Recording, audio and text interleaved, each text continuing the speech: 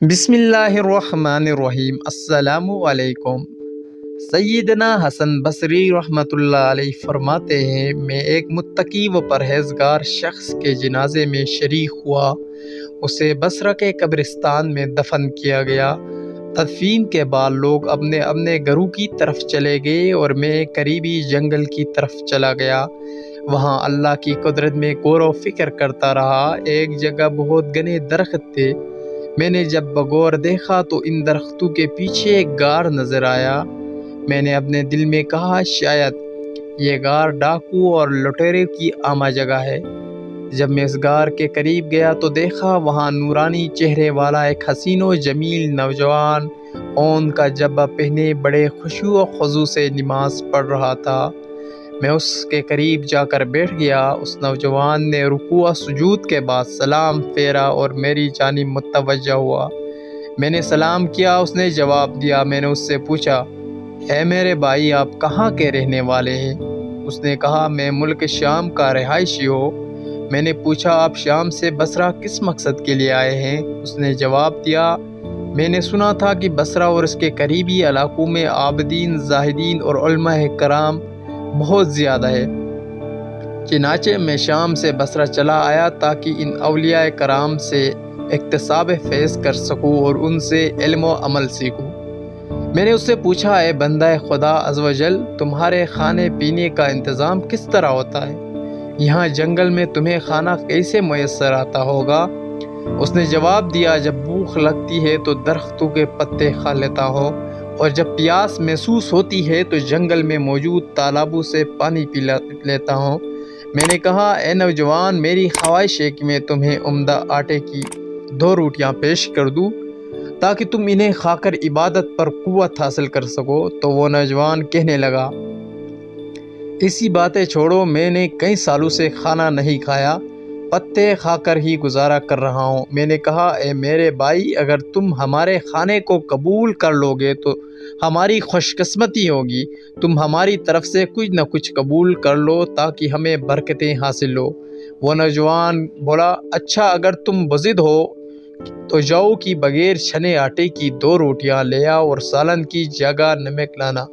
حضرت سیدنا حسن بصری رحمۃ اللہ علیہ فرماتے ہیں، پھر میں اس نوجوان کے پاس سے چلا آیا اور جو کے بغیر چھنے آٹے کی 2 روٹیاں پکوائی، ان پر نمک رکھا اور واپس اسی جنگل کی طرف چل دیا۔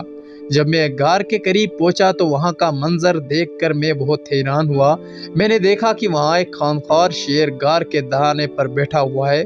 میں نے دل میں کہا، ایسا نہ ہو کہ اس خونخوار درندے نے اس نوجوان کو مار ڈالا ہو۔ میں بہت زیادہ پریشان ہو گیا تھا۔ پھر میں ایک اونچی جگہ پر چڑھا جہاں سے غار کا اندرونی حصہ نظر آ رہا تھا۔ مجھے یہ دیکھ کر بڑی خوشی ہوئی کہ الحمدللہ وہ نوجوان صحیح و سالم ہے اور اپنے رب کی بارگاہ میں سر سجود ہے۔ میں نے بلند آواز سے اسے پکارا، اے میرے بھائی، تجھے کیا ہو گیا ہے کہ تو اپنے آس پاس کے حالات سے بھی بے خبر ہے؟ شاید عبادت الہی میں مشغولیت کی وجہ سے تجھے باہر کے حالات کی خبر تک نہیں۔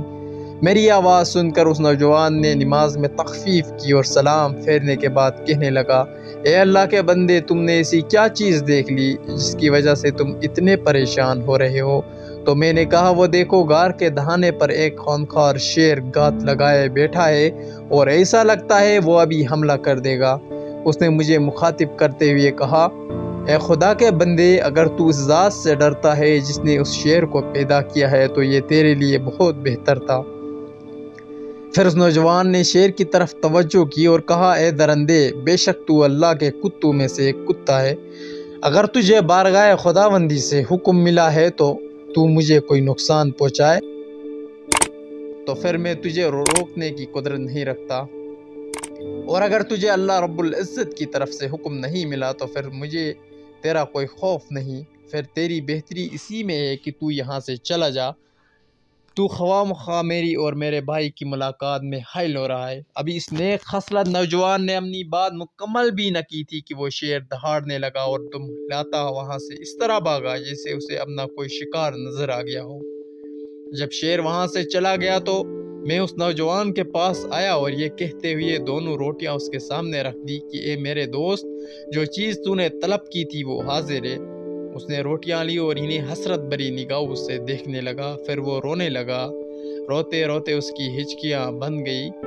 پھر اس نے روٹیاں نیچے رکھ دی اور آسمان کی طرف دیکھتے ہوئے کہنے لگا، اے میرے پاک پروردگار، میں تجھے تیرے عرش عظیم کا واسطہ دے کر التجا کرتا ہوں کہ اگر تیری بارگاہ میں میرا کچھ مرتبہ و مقام ہے اور میں تیری بارگاہ میں مردود نہیں بلکہ مقبول ہو، تو اے میرے اللہ مجھے اپنے قرب خاص میں بلا لے اور میری روح قبض فرما۔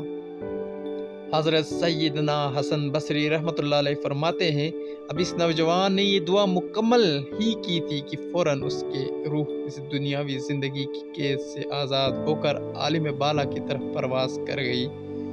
میں واپس اپنے علاقے میں آیا اور چند متقی و پرہیزگار لوگوں کو جمع کیا تاکہ ہم اس نوجوان کی تجہیز و تکفین کر سکے۔ میں اپنے ان ساتھیوں کو لے کر غار کی طرف چل دیا۔ جب ہم وہاں پہنچے تو دیکھا کہ غار میں تو کوئی بھی موجود نہیں۔ جس خوش نصیب نوجوان کی لاش کو میں ابھی یہاں چھوڑ کر گیا تھا، اب وہاں اس کا نام و نشان بھی نہ تھا۔